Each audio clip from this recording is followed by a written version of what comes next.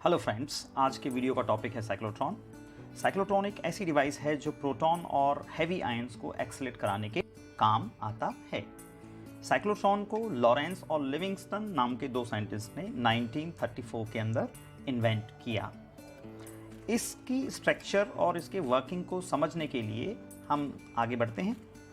जैसा कि हम देख सकते हैं कि इसके अंदर दो मेटल डीज लगी होती हैं। मेटल डीज को हम HT ऑसिलेटर के साथ में कनेक्ट करते हैं, जिसे हम हाई फ्रिक्वेंसी का जनरेटर बोलते हैं। ये हाई फ्रिक्वेंसी का जनरेटर जो सप्लाई प्रोड्यूस कर रहा है वो विद द हाफ साइकिल अपनी पोलरिटी को चेंज करती है। अब क्या करते हैं कि इन मेटल डीज के बीच में जो एयर गैप है वहाँ तो इलेक्ट्रिकल फील्ड प्रोड्यूस हो रहा है। इसके ऊपर नॉर्मली यानी 90 डिग्री पर मैग्नेटिक फील्ड प्रोड्यूस करने के लिए हम इलेक्ट्रोमैग्नेट्स लगा देते हैं।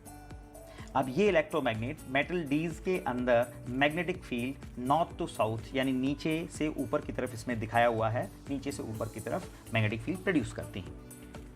बीच वाले एयर गैप के अंदर मैग्नेटिक फील्ड जो प्रोड्यूस होता है वो होता है HT ऑसिलेटर की वजह से। अब जिस चार्ज पार्टिकल को आपको एक्सेलेरेट करना है, मसलन प्रोटॉन को यदि हमें एक्सेलेरेट करना है तो उस प्रोटॉन को हम बीच वाले एयर गैप के अंदर रखते हैं। जैसे ही प्रोटॉन बीच वाले एयर गैप के अंदर रखा जाता है, बीच वाले एयर गैप के अंदर इलेक्ट्रिकल फील्ड HT ऑसिलेटर के थ्रू प्रोड्यूस होता है। अब HT ऑसिलेटर से जो एनर्जी बन रही है इलेक्ट्रिकल फील्ड की, उससे प्रोटॉन एक्सेलरेट होकर के D1 के अंदर एंटर कर जाता है। जैसे ही प्रोटॉन D1 डीज के अंदर एंटर करता है, वहाँ पर इलेक्ट्रिकल फील्ड काम करना बंद कर देता है, क्योंकि मेटल के अंदर इलेक्ट्रिकल फील्ड काम नहीं करता, लेकिन वहां पर मैग्नेटिक फील्ड तो काम करता है। तो मैग्नेटिक फील्ड और वेलोसिटी होने की वजह से उस चार्ज पार्टिकल पर F = QV × B की वजह से एक मैग्नेटिक फोर्स काम करने लग जाता है।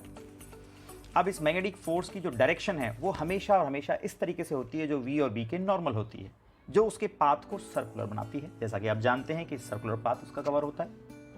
अब क्या होगा कि D के अंदर जैसे ही ये प्रोटॉन हाफ साइकिल पूरा करता है, तो जब इसका हाफ साइकिल पूरा होता है, वापस ये एयर गैप में आता है, उसी वक्त HT ऑसिलेटर के थ्रू डीज की पोलरिटी रिवर्स हो जाती है। यानी पहले जो प्लस था वो माइनस हो जाएगा, जो माइनस था वो प्लस हो जाएगा, जैसा कि आप देख सकते हैं इसके अंदर। इससे होगा क्या, प्रोटॉन जैसे ही उस एयर गैप में वापस आया, दोबारा से वो एक्सेलरेट होगा, दोबारा से वो EV की एनर्जी गेन करेगा और फिर से वो D2 के अंदर एंटर कर जाएगा।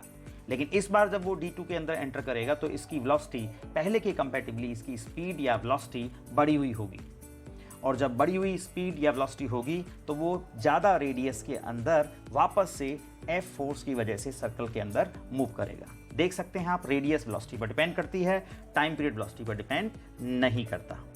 तो ये पूरी की पूरी प्रोसेस कई बार जब हम रिपीट कराते हैं तो प्रोटॉन या हैवी आयंस जो हैं वो हर बार हर हाफ साइकिल के अंदर एनर्जी को गेन करते हैं। ध्यान रखिएगा, हर हाफ साइकिल के अंदर EV की एनर्जी प्रोटॉन गेन करता है। यदि एक साइकिल होता है तो 2 EV की एनर्जी प्रोटॉन गेन करता है। तो इस प्रकार आप जितने साइकिल आप उसमें इंप्लीमेंट कराएंगे, उतना बार वो एनर्जी को डबल गेन करेगा। इसके बाद बात करते हैं यूजेस ऑफ साइक्लोट्रॉन की।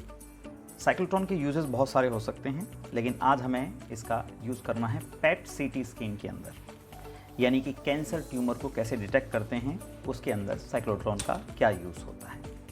तो क्या होता है कि जो हैवी चार्ज पार्टिकल प्रोटॉन हमने लिया था, वो उसकी एनर्जी और उसकी स्पीड हमने बढ़ा दी, और उसकी speed 1/16 times of the light speed तक हम बढ़ा सकते हैं। और जब उसकी स्पीड बढ़ जाती है तो हम उसके बाद उसको टारगेट पर हिट करते हैं। तो जनरली ये टारगेट क्या होता है, ये टारगेट होता है ऑक्सीजन 18। ऑक्सीजन 18 विद वाटर के अंदर 8 होते हैं प्रोटॉन और 10 होते हैं न्यूट्रॉन। जैसे ही इस पर प्रोटॉन बॉम्बार्ड करता है, इस पर टकराता है, इस पर टकरा करके इसमें से एक न्यूट्रॉन को बाहर निकाल देता है। जब एक न्यूट्रॉन बाहर निकलता है तो ऑक्सीजन 18 से एक नया ही कंटेंट प्राप्त होता है, नया ही मटेरियल प्राप्त होता है, जिसका नाम होता है फ्लोरीन 18। इसे आप FTG भी बोलते हैं, F18 FTG भी बोलते हैं। इस FTG के अंदर 9 प्रोटॉन और 9 न्यूट्रॉन होते हैं, और ये रेडियो एक्टिव मटेरियल होता है। हर 2 घंटे में इसकी लाइफ हाफ हो जाती है, और हाफ लाइफ के अंदर ये रेडिएशन एमिट करता है। ये जो रेडिएशन एमिट करता है, उस रेडिएशन को CT स्कैन मशीन अलग अलग एंगल से उस एनर्जी एमिशन को डिटेक्ट कर लेती है। ये लिक्विड जिसके अंदर रेडियो एक्टिव F18 है, ये पेशेंट के बॉडी के अंदर इंजेक्ट कराया जाता है। उसे 1 घंटे के बाद में सीटी स्कैन मशीन से गुजारा जाता है और जो रेडिएशन एमिट हो रही हैं उन रेडिएशंस को ये सीटी स्कैन मशीन कैच लेती है। तो इस प्रकार एक बार समराइज़ करें, जो हाई एनर्जी के जो प्रोटॉन्स हैं वो O18 विद ग्लूकोज पर कोलाइड करते हैं, उससे F18 कन्वर्ट होता है। F18 रेडियो एक्टिव मटेरियल होने की वजह से इसे जब आप पेशेंट्स की वेन में आप इंजेक्ट करवाते हो तो ये कैंसर ट्यूमर या जो सेल्स होते हैं वो उसे हाईली एब्जॉर्व करते हैं। तो थैंक यू सो मच।